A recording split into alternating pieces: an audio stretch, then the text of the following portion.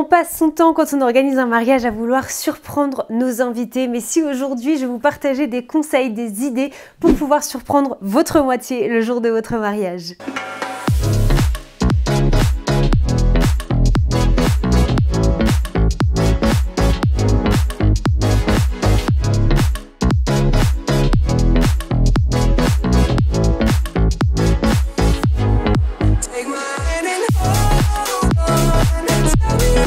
Bonjour à tous et bienvenue dans cette nouvelle vidéo. Je suis Marine Bernard, coach mariage chez Wedding by Marine. D'ailleurs, si vous ne me suivez pas encore sur Instagram, je vous mets le lien juste ici. Si vous ne faites pas encore partie du coaching, comment organiser mon mariage de A à Z sans wedding planner, n'hésitez pas à m'envoyer un mail afin que l'on puisse programmer un rendez-vous découverte qui est offert et sans engagement pour découvrir ce nouveau concept qui va vous sauver la vie si jamais vous n'êtes pas accompagné par une wedding planner. Alors comme je vous le disais dans l'introduction, on passe son temps quand on est futur marié, en tout cas je le vois avec 100% des futurs mariés que j'accompagne.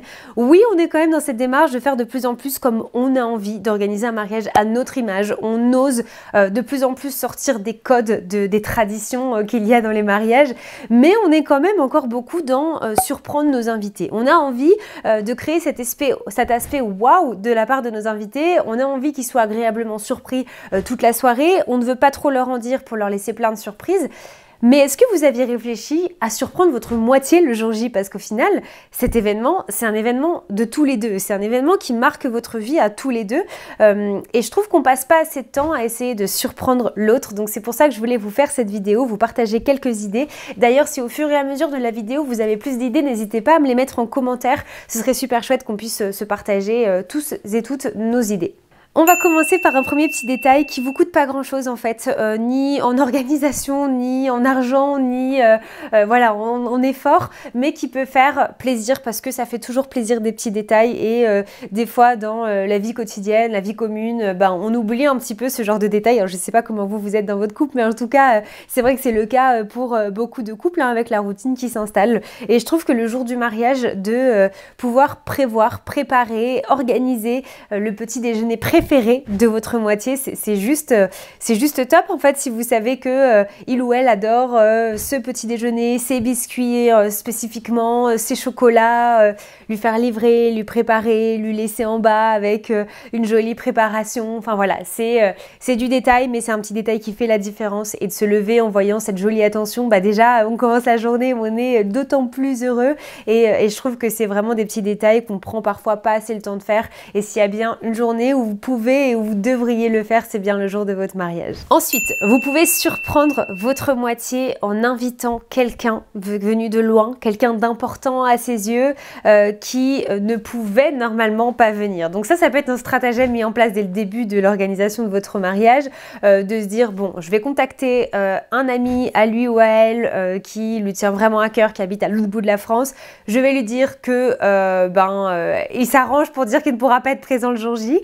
Et en fait, il sera présent, il ou elle sera présente ou présent, donc du coup ce sera un poids peut-être tout le long des préparatifs pour votre moitié qui se dira oh, mais sans cette personne ce sera pas la même chose, j'aurais jamais imaginé qu'elle ne vienne pas, et le fait de la voir le jour J et de comprendre que tout ça en fait était simplement une stratégie, ça peut être juste génial. Ou alors inviter quelqu'un complètement qui n'allait pas être forcément invité au mariage, mais quelqu'un que votre moitié serait très heureux ou heureuse de voir. Je trouve que c'est des cadeaux qui sont vraiment précieux pour le coup et c'est des belles attentions et ça peut que faire plaisir aussi.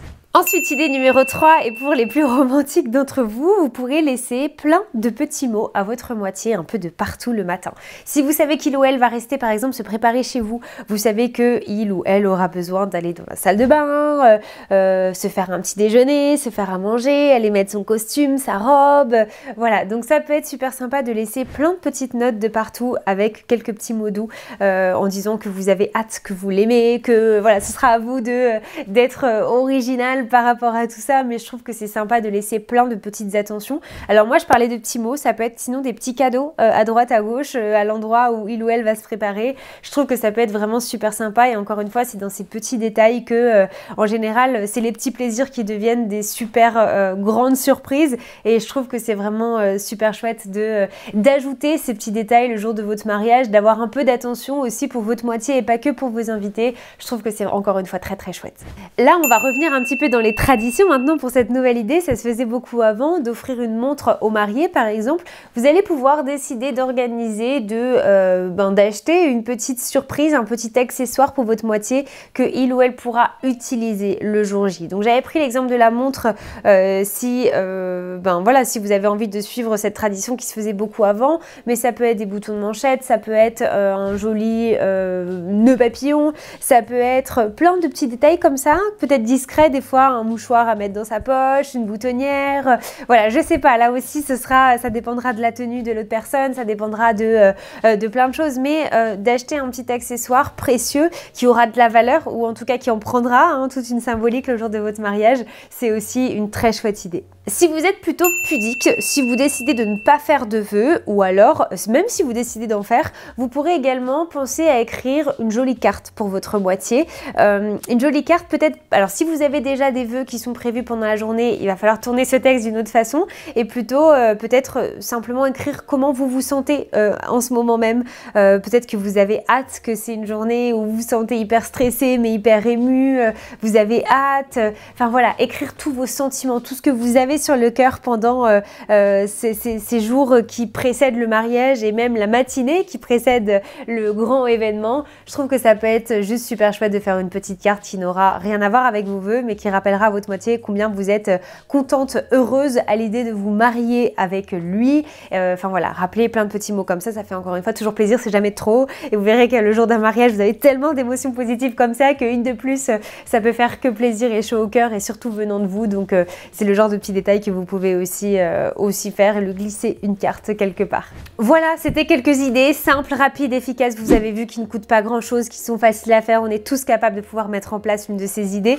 Encore une fois, j'attends toutes vos idées en commentaire, n'hésitez pas si vous en avez d'autres, ce serait hyper chouette qu'on puisse les partager si vous en avez fait, si vous en avez en tête, si vous avez des idées, n'hésitez surtout pas, ce sera avec grand plaisir de vous lire, de vous répondre comme toujours.